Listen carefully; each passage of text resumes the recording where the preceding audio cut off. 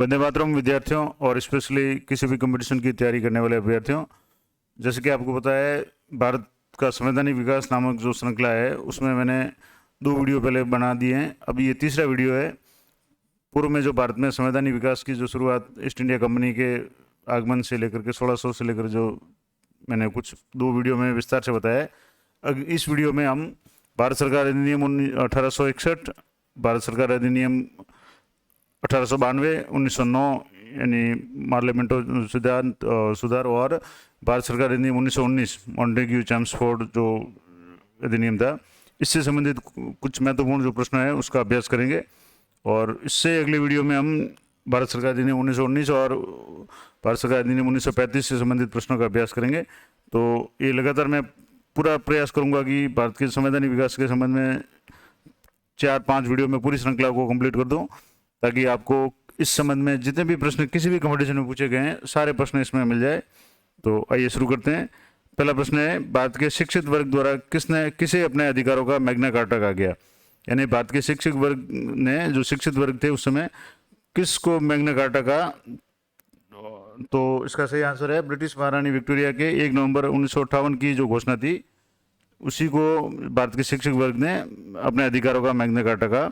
Next प्रश्न है, भारत में प्रतिनिधि शासन की शुरुआत किस अधिनियम द्वारा की गई? तो इसका सही आंसर है भारत परिषद अधिनियम 1861 द्वारा।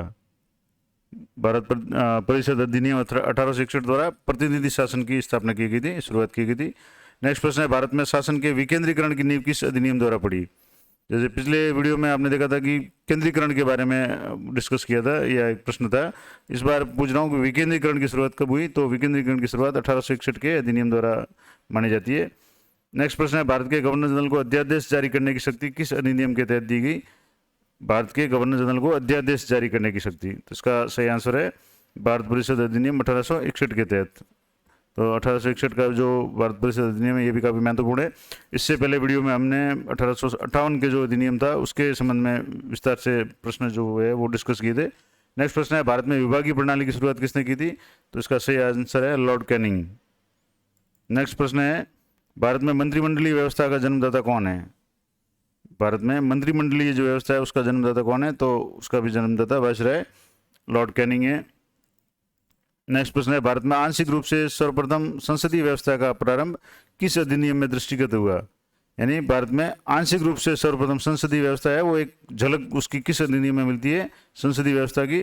तो वो अधिनियम है भारत परिषद अधिनियम 1892 में, इसमें इसकी झलक मिलती है। नेक्स्ट प्रश्न है, किस अधिनियम के तहत वार्षिक बजट पर बहस का अधिकार भारतीय सदस्यों को मिला? यानी भारत के लिए जो वार्षिक बजट जो जारी किया जाता है उस बहस करने के लिए भारतीय सदस्यों को जो अधिकार है वो किस अधिनियम के द्वारा मिला? तो इसका सही आंसर है भारत परिषद अधिनियम 1892 के तहत। नेक्स्ट प्रश्न है, भारत में प्रतिनिधि सरकार की नींव किस अधिनियम द्वारा पड़ी? भारत में प्रतिनिधि सरकार की नींव जो किस अधिनियम द्वारा पड़ी? तो इसका भी सही आंसर है भारतीय परिषद अधिनियम 1892 द्वारा।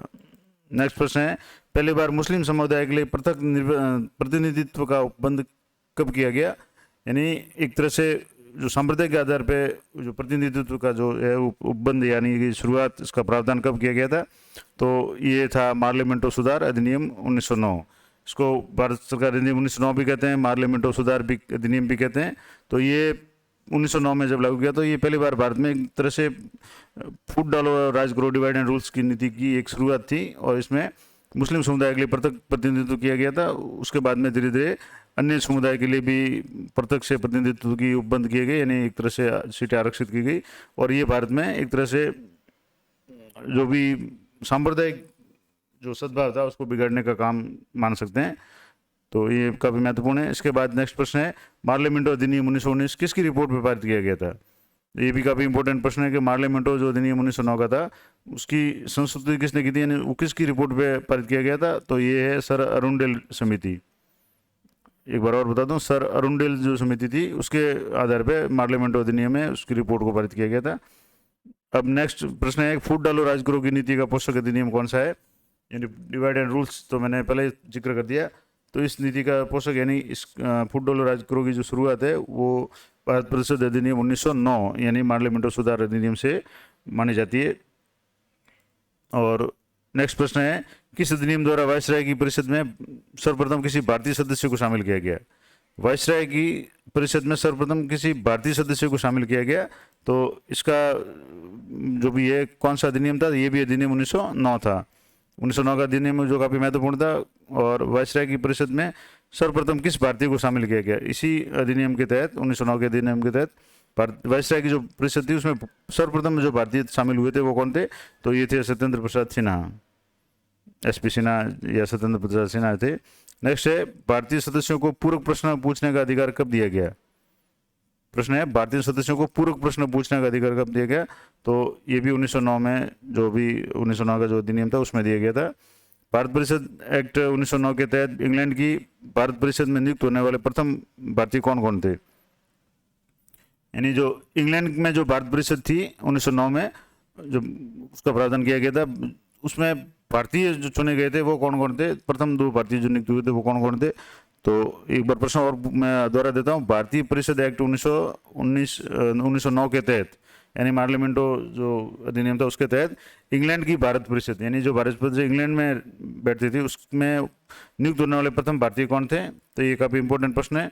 केसी गुप्ता और सैयद हुसैन बिलग्रामी, केसी गुप्ता और सैयद हुसैन बिलग्रामी, ये 2 सदस्य थे जो इंग्लैंड की जो भारत परिषद है उसमें नियुक्त हुए थे। नेक्स्ट प्रश्न है, प्रांतों में शासकीय बहुमत किस अधिनियम द्वारा समाप्त हो गया था। प्रांतों में शासकीय बहुमत किस अधिनियम द्वारा समाप्त हो गया था, तो इसका आंसर है 1909 के अधिनियम, यानी मार्लिमेंटो अधिनियम के तहत। किस अधिनियम के तहत गवर्नर जनरल की कार्यकारिणी में प्रथम विधि सदस्य सत्येंद्र सिन्हा की नियुक्ति की गई थी। गवर्नर जनरल की कार्यकारिणी में प्रथम भारतीय विधि सदस्य के रूप में सत्येंद्र सिन्हा की नियुक्ति की गई थी, किस अधिनियम के तहत, तो वो अधिनियम था भारत परिषद एक्ट 1909, यानी मार्लिमेंटो वाला है। केंद्र में द्विसदनीय व्यवस्था है किस अधिनियम के द्वारा लागू की गई, तो आपको ये महत्वपूर्ण टॉपिक है, केंद्र में द्विसदनीय व्यवस्था। अब प्रांतों में अलग थी, केंद्र में अलग थी, तो केंद्र में जो व्यवस्था की गई थी वो भारत सरकार अधिनियम 1919 द्वारा की गई थी। तो ये भी इंपॉर्टेंट है, केंद्र में द्विसदनीय व्यवस्था किस अधिनियम द्वारा की गई, तो ये है भारत अधिनियम, भारत सरकार अधिनियम 1919। प्रांतों में उत्तरदायी शासन और द्वैत शासन की स्थापना कब की गई थी। केंद्र में तो द्विसदनीय व्यवस्था की गई थी और प्रांतों में उत्तरदायी और द्वैत शासन की स्थापना तो ये की गई थी 1909 के अधिनियम द्वारा, यानी भारत सरकार अधिनियम 1909 के द्वारा 1919 में की गई थी। द्वैत शासन के जनक कौन थे, द्वैत शासन के जनक थे लियोनिल कार्टिस, लियोनिल कार्टिस है, इनको द्वैत शासन का जनक कहा जाता है। सर्वप्रथम अपनी पुस्तक डायर की, एक फेमस पुस्तक है डायर की में द्वैत शासन की व्यवस्था का वर्णन किसने किया था, तो इसका भी आंसर हो गया लियोनिल कार्टिस, यानी लियोनिल कार्टिस ने एक पुस्तक लिखी थी डायर की जिसमें द्वैत शासन की व्यवस्था है उसका वर्णन किया था विस्तार से। नेक्स्ट प्रश्न है, भारत सचिव के कार्यभार को कम करने के लिए हाई कमिश्नर किस अधिनियम के द्वारा नियुक्त किया गया। भारत सचिव के कार्यभार को कम करने के लिए हाई कमिश्नर की जो नियुक्ति है किस अधिनियम द्वारा की गई, तो ये भी अधिनियम था भारत परिषद अधिनियम 1919। तो हम क्रमशः 1909 का अधिनियम, उसके बाद 1919 का अधिनियम, उसके बाद अगले वीडियो में 1935 के अधिनियम से संबंधित जो भी महत्वपूर्ण प्रश्न है वो डिस्कस करेंगे। नेक्स्ट प्रश्न है, प्रांतों में द्वैत शासन प्रणाली किस एक्ट के द्वारा समाप्त किया गया।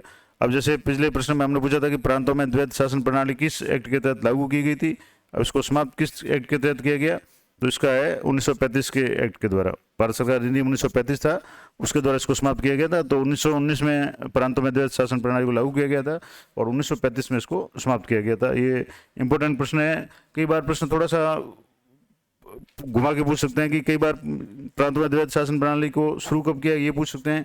कई बार समाप्त कब किया गया द्वैत प्रणाली को, तो शुरुआत 1919 के एक्ट द्वारा की गई थी और 1935 के भारत सरकार अधिनियम द्वारा इसको समाप्त किया गया।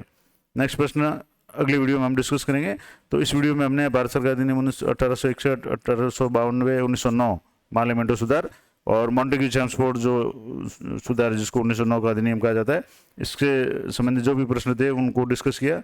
अगली वीडियो में 1919 के जो भी भारत सरकार अधिनियम उससे संबंधित कुछ महत्वपूर्ण प्रश्न जो रह गए हैं और इसके अलावा भारत सरकार अधिनियम 1935 से संबंधित जो भी प्रश्न हैं उन पे अपन डिस्कस करेंगे।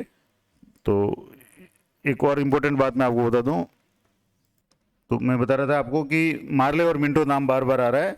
तो उस समय जो भारत सचिव थे वो मार्ले थे और वायसराय जो थे वो मिंटो थे, तो उनके नाम पे मार्लो मिंटो सुधार है अधिनियम 1909 का जो एक्ट है वो कहा गया और उसको सर अरुंडेल समिति की रिपोर्ट के आधार पर पारित किया गया था। और इसके संबंध में एक जैसे ये मुसलमानों के लिए पृथक मताधिकार और पृथक निर्वाचन क्षेत्र की व्यवस्था यानी फूट डालो राजगुरु की नीति अपनाई गई थी। और पृथक निर्वाचक मंडल के बारे में लॉर्ड मिंटो ने लॉर्ड मोरले को लिखा था, यानी जो लॉर्ड मिंटो थे उन्होंने मोरले को लिखा था कि हम नाग के दांत बो रहे हैं और जिसका फल भीषण होगा। यानी कि 1909 में ही भारत में सांप्रदायिकता की जो एक तरह से जो बीज है वो बो दिए थे, और इसीलिए लॉर्ड मिंटो ने लॉर्ड मोरले को लिखा था कि हम नाग के दांत बो रहे हैं, यानी कि हम जहर के दांत बो रहे हैं और इसका फल है वो भीषण होगा। यानी कि इसका और वास्तव में इसका परिणाम है भारतीय विभाजन के रूप में 1947 में अपने को देखने को मिला। तो इस तरीके से 1909 का जो अधिनियम था ये काफ़ी महत्वपूर्ण था और विशेष रूप से ये भारत के विभाजन के लिए एक आधार बना। तो इसी तरह के इम्पोर्टेंट प्रश्नों और जानकारी के लिए आप इस चैनल पे बने रहें, वीडियो को ज़्यादा से ज़्यादा लाइक करें, अपने साथी जो भी तैयारी करने वालों के साथ शेयर करें और चैनल को सब्सक्राइब कर लें ताकि आपको जब भी नया वीडियो अपलोड हो उसका नोटिफिकेशन मिल जाए। तो मिलते हैं नेक्स्ट वीडियो में, तब तक जय हिंद, जय भारत।